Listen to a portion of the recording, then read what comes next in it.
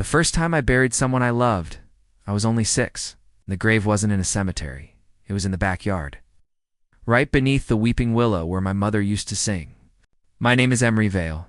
I'm 34 now, living in a city that never sleeps. New York but once. I belong to a forgotten place called Rose Hill, a quiet southern town that swallowed my family whole and spit me out covered in secrets. If you ask the townsfolk, they'll tell you the Vale family was cursed, that grief and death followed us like shadows through the fields and fireflies. But that's not true. It wasn't a curse. It was a lie. A long, carefully crafted lie that nearly killed me.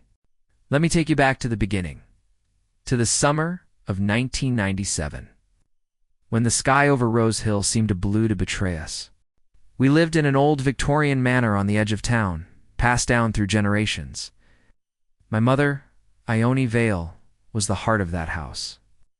She had a laugh that danced through the halls and a way of folding paper birds that made them feel alive. She smelled like lavender and chamomile.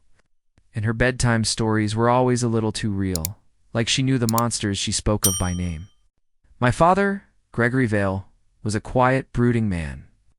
Handsome, cold, a local legend in real estate circles, buying up foreclosed farms and turning them into gleaming estates. People respected him, feared him, but no one really knew him, not even me. At night, he'd sit by the fire drinking whiskey and staring into the flames like they owed him something. My mother used to joke that he was born with storm clouds in his lungs. I never understood that, till I grew older. Everything changed the summer after my 6th birthday. I remember it so clearly because of the blood on my shoelaces. It was the day my older sister, Celine, vanished. She was 11, a radiant, rebellious force of nature.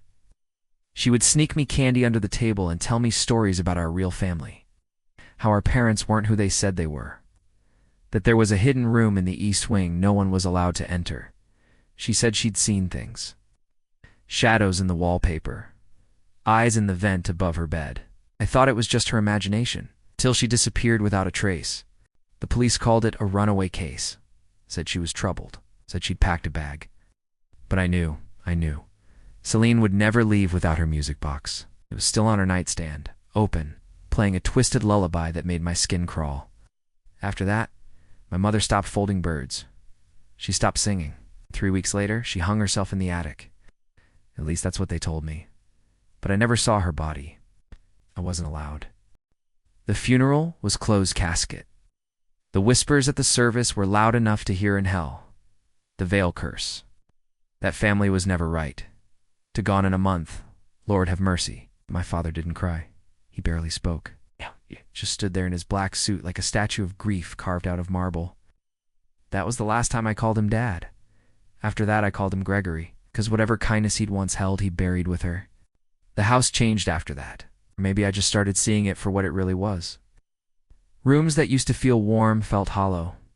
The grandfather clock at the end of the hallway began ticking, even when it wasn't wound.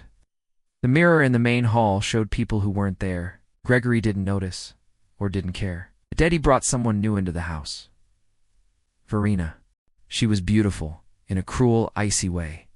Red lips, raven black hair, and eyes that looked at me like I was something she'd wipe off her shoe. She moved in only 3 months after my mother died. No wedding, no explanation. And with her came 2 boys, Heath and Maddox, her twin sons. Older than me by a year or 2, and twice as mean. They weren't like other kids. They didn't laugh unless something was suffering. They called me Rat Boy and locked me in the cellar once for an entire night. When I told Gregory, he just lit another cigar and said, "Boys toughen boys." From that moment on, I knew I was on my own. I started keeping a journal. The one thing that kept me sane was an old leather notebook I found in the attic, filled with faded scribbles I couldn't understand. I wrote in it every night, pages filled with everything I couldn't say aloud. How I missed Celine, how I didn't believe my mother was really gone, how I saw a woman in white in the East Wing, even though the door had been nailed shut for years. The older I got, the clearer it became. Something terrible had happened in that house, something no one would talk about, and I was next. By the time I was 16, I had learned to fake a smile well enough to avoid attention. At school, I was the quiet kid in the back of the class, always drawing the same house over and over in the margins of my notebook. The house, our house, but it was always on fire in the drawings. My only solace came in the form of a girl named Quinn. She was new in town, moved to Rose Hill with her aunt after her parents died in a fire. She wore combat boots and carried a camera everywhere, always snapping pictures of decaying barns and forgotten cemeteries. We bonded over silence. She never asked questions I couldn't answer. She just understood. One day she pointed at my drawing and said, "That house is trying to tell you something." I looked at her, startled. "What do you mean?" She leaned closer, her voice barely above a whisper. "Some houses, trap things, memories, regrets, sins. If you don't listen, they scream." That night, I had the dream for the first time. I was back in the attic, the noose still swinging, but instead of my mother, it was me, hanging, eyes open, mouth moving, whispering something I couldn't hear. When I woke up, the window was open, and the floorboards near my bed were wet with muddy footprints from bare feet. That same week, Quinn gave me a gift, an old camcorder from her aunt's pawn shop. "Start documenting," she said. "The house, the stories, everything. Don't let them erase you." It became our obsession. We filmed everything, the flickering lights, the footsteps when no one was home, the shadow we caught on tape that moved against the reflection, but not the hallway. One night, we set the camera outside the east wing door, the one Gregory said was off limits for renovations that never happened. And around 3:17 a.m., the footage showed the door opening on its own. We heard whispering, but the audio couldn't make it out, except for one word: Emery. We ran, but the next morning the door was still sealed shut. When I showed Gregory the footage, he snapped, grabbed the camcorder and smashed it against the floor. His hands trembled, and for the first time in years, I saw fear in his eyes. He grabbed my shoulders and said through gritted teeth, "Forget that room. Forget everything. You dig into the past, you'll drown in it." That night, I made a decision. I wouldn't run anymore. I would open that door, and I would find the truth about my sister, about my mother, and about what Gregory had buried under that house, because I had proof now. I'd found it in the attic, behind a panel in the wall, a lock of hair in a velvet pouch, and a birth certificate, but not mine, Celine's, and it listed a different father's name. It's not Gregory Vale. The paper was dated 2 weeks before she vanished. Someone had hidden it, and I was about to find out why. The night I found Celine's birth certificate, the wind outside Rose Hill howled like it knew what I'd done. The velvet pouch in my hand trembled from the storm, or maybe from the way my fingers shook. I turned the fragile paper over again and again, as if the name would somehow change. Father, unknown. Gregory Vale wasn't her real father, and if Celine had known that, she'd never told me. But now it made sense. The way he always looked at her with more suspicion than love, like she was a reminder of something he hated or feared. But the question gnawed at me from the inside out. If she wasn't his, who was? I didn't sleep that night. Quinn came over the next day, umbrella dripping, combat boots muddy, and eyes sharp. Showed her the certificate, the pouch, and the place in the attic I'd pulled it from. She examined everything in silence, then finally said, "He knew. Gregory knew. That's why he's been trying to erase her." Nodded, my throat tight. We decided that night we were going to open the East Wing, no matter what it took. The East Wing had been sealed since before my mother died. Gregory always claimed it was undergoing electrical rewiring, but we knew that was a lie. The smell alone of rot, mold, and something older made it clear no one had entered that part of the house in years. Except someone had. The day before Celine disappeared, she told me she'd heard music coming from behind the wall, a lullaby. The same one that played from her music box. She said it was coming from behind the door with the rusted lion knocker. I remember asking her why she looked scared. She didn't answer. She said, "If something happens to me, don't believe what they tell you." It took everything I had to steady the screwdriver that Quinn handed me. The screws on the lion knocker door had rusted deep into the wood, and it took over an hour just to unfasten the barricade. When the final screw fell, the door didn't creak open. It breathed, as if something on the other side had been waiting. The hallway beyond was pitch black. I stepped inside with flashlights and camcorders. Quinn's idea: document everything. Expose the truth. The wallpaper had peeled back like skin, revealing strange symbols etched into the wood. Not just initials or vandalism. Runes. Carved deep, as if scratched with fingernails. And then the smell hit us. Decay. Like something that had once lived, died here, and wasn't allowed to leave. Quinn reached for my hand. There's something wrong with this place. We moved deeper into the wing. The dust was so thick it choked the air, and every floorboard groaned like it carried memories too heavy to bear.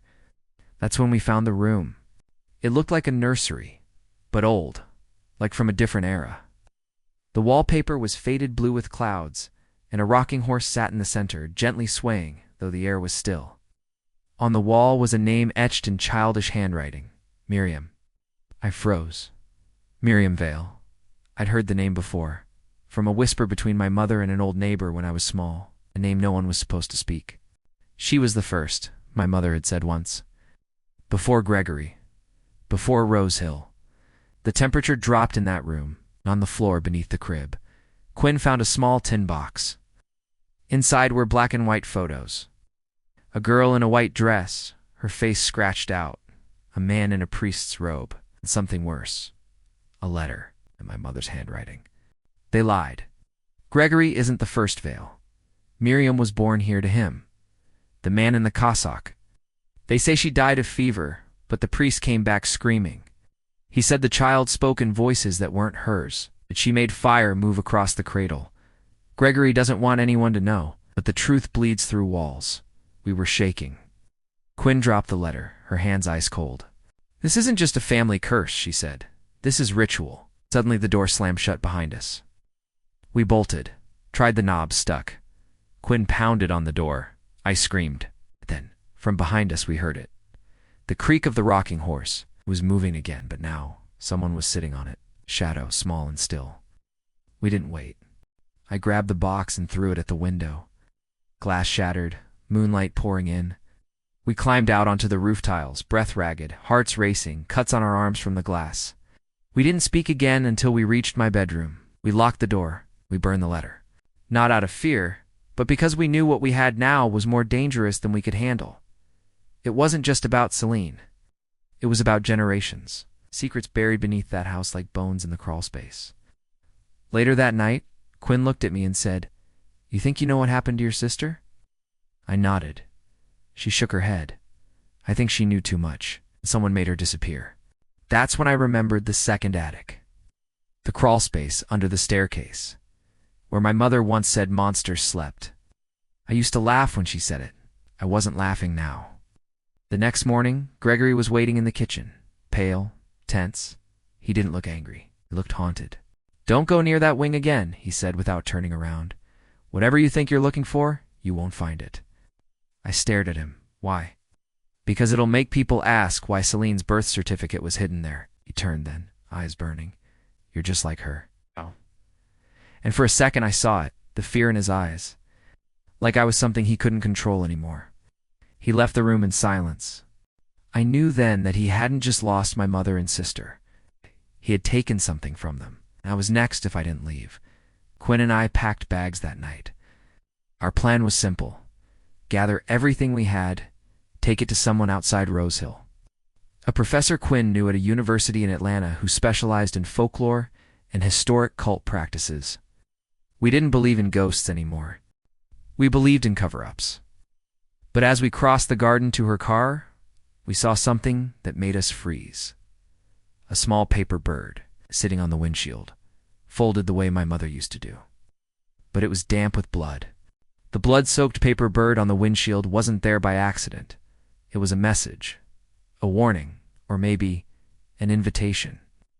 Quinn didn't move. Neither did I. We just stood in the gravel driveway staring at it, breath misting in the cold night air. The drizzle from earlier had stopped, but everything felt heavier, like the sky itself was holding its breath. I picked up the bird with trembling fingers. The blood was fresh. Quinn's voice was a whisper. "That's your mother's fold. The reverse tail twist. No one else knew how to do that, except someone did. And they were still watching us." I turned the bird over. There were tiny symbols drawn inside. Runes, like the ones in the East Wing. But this time, I recognized one. It matched the one etched above my sister Celine's crib in a childhood photo. A spiral with 3 slashes through it. "Quinn," I said slowly, "this was meant for us." "No," she said. "This was meant for you. We never made it to Atlanta. Instead, we went back inside and pulled out the box of letters we had stolen from the locked nursery." The photos, the runes, the scratched faces, they weren't just relics. They were evidence of a history that had been stitched together from lies and rituals. Inside one of the envelopes, Quinn found a folded note that looked newer than the rest. My mother's handwriting again. "If you're reading this, I'm already gone, Emery. I tried to protect you from him. But this house is older than him. It's older than me. There's a book, hidden in the chapel below. Find the book. Learn the truth. Don't trust him. He's not what he says he is." I read that line 3 times. A chapel below the house? I'd lived there all my life, and never once heard about it. Quinn immediately went to work. She pulled up the old blueprints of the house from the local zoning archive. We'd downloaded them months ago, during our amateur ghost hunting phase, and there it was, a stairwell, beneath the east wing, labeled Sanctuary Access, sealed 1934. Neither of us spoke. We didn't need to. The house was hiding a second foundation, and beneath it, the truth my mother died trying to tell. We waited until 3 a.m. That's when Gregory took his sleeping meds. I'd memorized his routine over the years. Always to blue pills, followed by a glass of scotch and the same old jazz record playing in his study. Like clockwork. We snuck back into the east wing through the broken window from last time. Quinn held the flashlight. I carried the crowbar. We found the hatch beneath the nursery's floorboards, hidden under a moth-eaten rug. The wood looked newer, recently reinforced, but not enough to keep us out. With one crack, the boards gave way. The air that hissed up from the hole was wet and warm, like something exhaling after centuries of silence. The staircase below spiraled into darkness. We descended slowly, the only sound our shoes tapping on ancient stone. The walls narrowed as we moved down, until we were practically walking sideways. Then it opened up, into a chamber lit only by our flashlight beams. It was a chapel, but not like any church I'd ever seen. The altar was stone, cracked with age, and painted with symbols that didn't belong to any religion I knew. Candles, long melted, were arranged in perfect circles. There were dozens of mirrors nailed to the walls, each shattered in a different way, like they'd been smashed from inside. In the center, under a broken skylight, lay a book, bound in red leather, heavy, alive. I swear. It was breathing.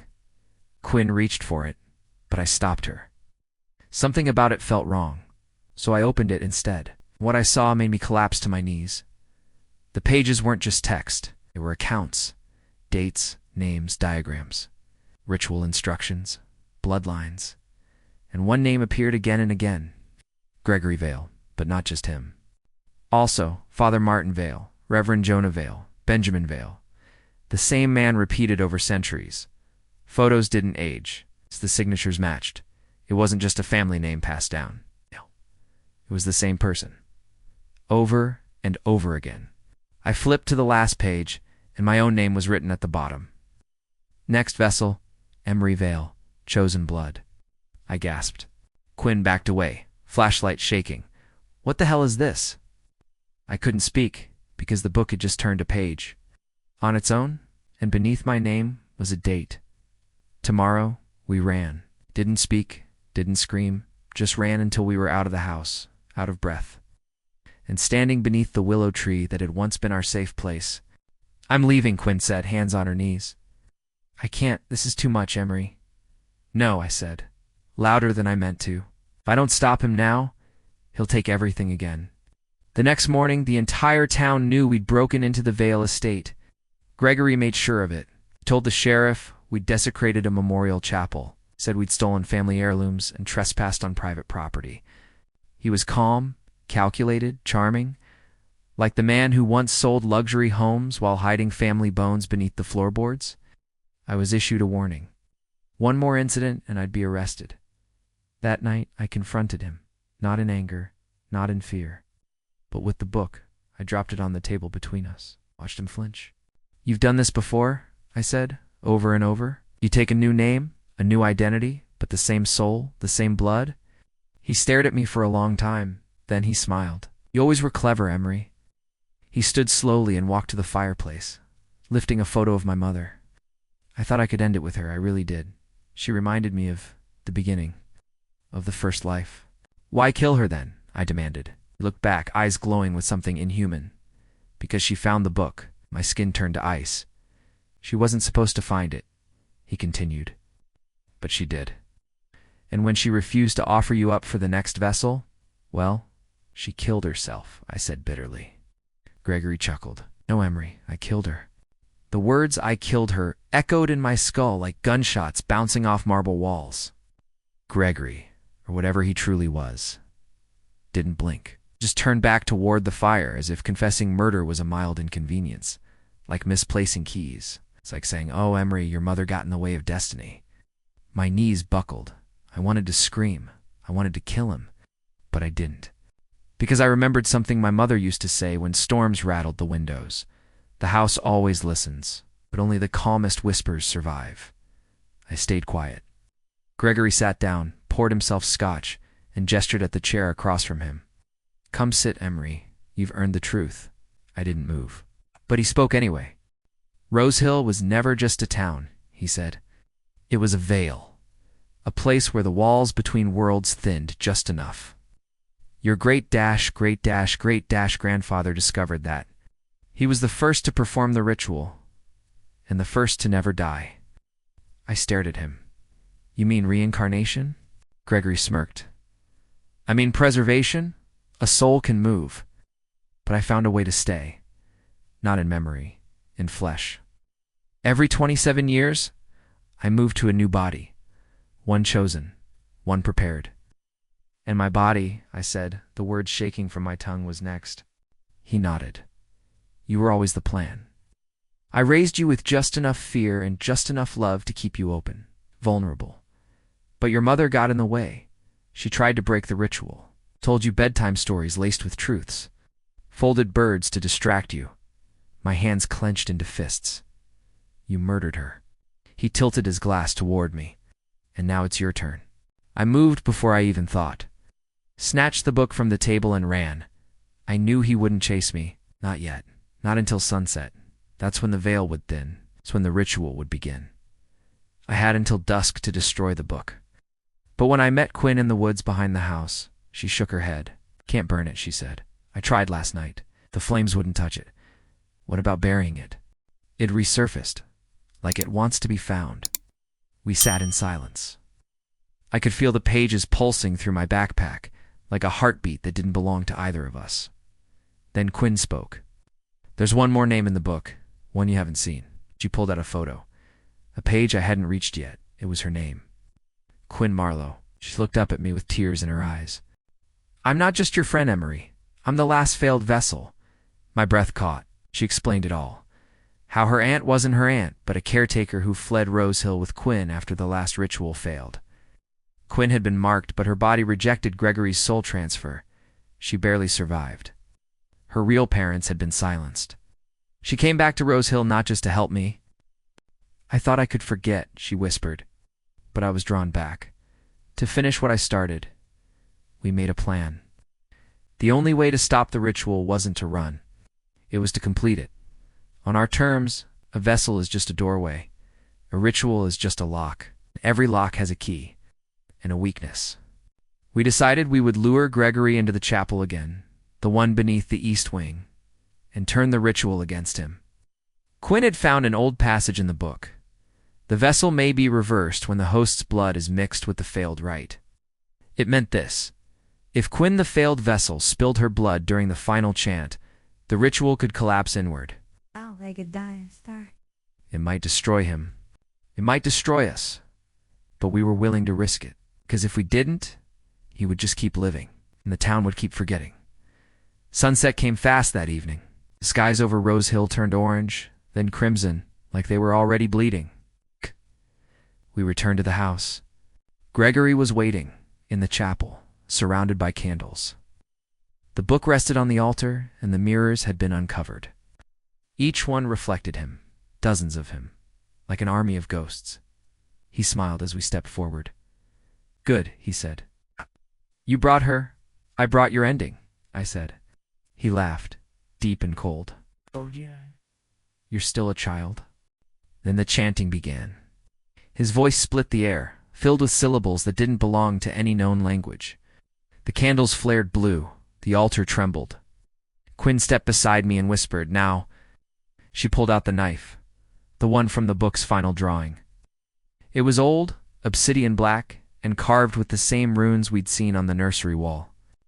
As Gregory's voice hit its final note, Quinn sliced across her palm and slammed it down onto the book. The room exploded. The mirrors shattered. The walls shook. A scream, not human, filled the air so loud it made my bones ache. Gregory staggered, clutching his chest. "What have you done?" he shrieked. And I saw it, his skin cracking like porcelain splintering under fire. "Reversal," Quinn said, blood dripping onto the stone floor. "You chose the wrong vessel, Gregory." "No," he screamed, voice layered with 100 others. "I am the bloodline. I am forever. Not anymore," I whispered. Then I grabbed the book and ripped it in half. What happened next can't be described with normal words. The room collapsed into itself. Light and shadow intertwined. A wind blew from nowhere, and every candle flickered out in a single breath. Gregory, or whatever soul had worn that name, was pulled into the floor, screaming as the stone cracked open beneath him. The last thing I saw was his face. Not angry, like terrified. Then silence. We woke up in the garden. The sun was rising. The house was gone. Not burnt, not crumbled, just gone. In its place stood the weeping willow, and hanging from its branches were hundreds of paper birds, all folded in my mother's style. A breeze passed through them, and they rustled softly, like a lullaby. We never found the book again. The chapel vanished with the house. But we did find one last note, tucked in my old journal. One I didn't write. "You were never cursed, Emery. You were chosen. To end the cycle, to break the bloodline. I'm proud of you, Mom." I wept, the first time in years. I let myself grieve, not just for her, but for the boy I used to be. The one who thought pain was normal and monsters wore suits. It's been 5 years since Rose Hill vanished. No, not from maps. It's still there, technically. Like a dusty ghost town in Virginia, most folks skip past. But the real Rose Hill, the one soaked in whispers, sealed staircases, and blood-soaked paper birds, died that day, and I helped bury it. My name is Emery Vale, or it used to be. I go by Emery Knox now. New last name, new life, same ghosts. Quinn and I left Rose Hill the next morning. We didn't look back. What would we have seen? A place that tried to consume us? A town built on secrets and sacrifice? No, we let it go. But it never let go of us. The nightmares came first, always the same. I'm standing beneath the weeping willow, a book in my hand, dripping blood, and I hear Celine calling my name from the roots. I'm still here. Sometimes I wake up screaming. Sometimes I don't wake up at all. Just blink and find myself sitting in the dark with a paper bird clenched in my hand, folded while asleep. But this isn't a ghost story. Not anymore. It's a warning. After we left, Quinn and I moved to Savannah. She started photography school. I took up work in community housing, helping displaced families find shelter. It felt fitting. We never talked about the ritual again, never said Gregory's name. We thought it was over. But 2 months ago, I got a letter. No return address, no stamp, just left on my doorstep. Inside was a photograph. It was the house. The house still standing, still intact, not vanished. The photo was dated 3 weeks ago, and scrawled in black ink on the back were 3 words. He found another. I didn't tell Quinn at first. I wanted to protect her. I told myself we deserved peace, but the truth is, I was afraid. Afraid that if I returned, I wouldn't come back this time, but I had to know. Because if he was back, or something like him, others would die. Another Emery, another Quinn, another Celine. So last week I drove to Rose Hill, but the sign was gone. No welcome to Rose Hill plaque. No roads leading to the old estate. Just forest. Miles and miles of thick, silent forest. Until I found the willow. and beneath it, the house. Like it had grown back from the earth, exactly the same, but wrong. Off. Like a perfect replica, carved by someone who never truly lived there. The windows were clean, the shutters fresh. There was no smell, no rust, no age. Like a stage set waiting for actors. And on the front porch, nailed to the door, was another paper bird. This one not folded by my mother. It was folded inside out with words written on the crease. The ritual failed. But the blood still remembers? My chest tightened. Then I heard laughter, a child's laugh. Inside the house, and I knew he'd begun again. I went to the sheriff's department, told them a cult had returned. About the house, the bodies, the chapel. They smiled politely. They said the house didn't exist. That no land had been registered in Rose Hill for over 100 years. But when I showed them the photo, it had vanished. Just blank paper now. Quinn didn't hesitate when I told her. She packed a bag, grabbed her camera, and said, "If this is round 2, I'm not letting you face it alone." So we returned, together, and this time we entered. The door opened on its own. The inside was identical to before, right down to the cracks in the floor and the portrait of Gregory above the fireplace. Only now the portrait was updated. It wasn't Gregory, it was me. And beneath it was a brass plaque. Vessel 9, Emery Vale. He failed us. The next will not. The truth unraveled quickly after that. We found new photos, new blueprints, new names. Dozens of children, taken, prepared, rejected. Each one had a journal entry scrawled by a different hand, some praising them, some condemning them, some unfinished. And in the center of it all, a new book, not leather-bound, but made of stitched parchment, skin. We flipped through the pages, hearts hammering, every spell, every rite, every reversal. Rewritten, corrected, improved. He'd learned. Gregory, or whatever that ancient entity truly was, had evolved. He no longer needed to be reborn. He had figured out how to clone himself into a new vessel. One fully loyal. One that didn't resist. And at the very end of the book was a page labeled, Current Subject, Elias Vale. My heart stopped. Elias, my stepbrother. Dead for years. Or so I thought. But there he was, in the final photograph, standing beside Gregory's old body. Smiling, we ran. Again, but not to escape. To prepare. This wasn't just about a cursed bloodline anymore. This was about an idea, a belief system passed down, warped by power, sharpened by failure. The ritual had become a doctrine, and it was spreading. The last photo we found was dated 2 days prior, not in Rose Hill. In Savannah, outside Quinn's school, in the reflection of the window, you could see a man in black. He was folding a bird.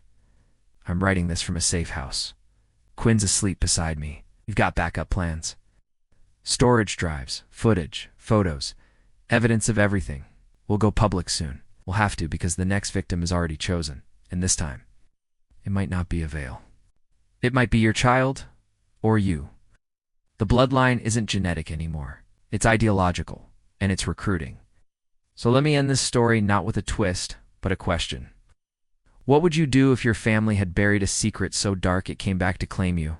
Generation after generation, would you run? Would you fight? Or would you sacrifice yourself to finally end it?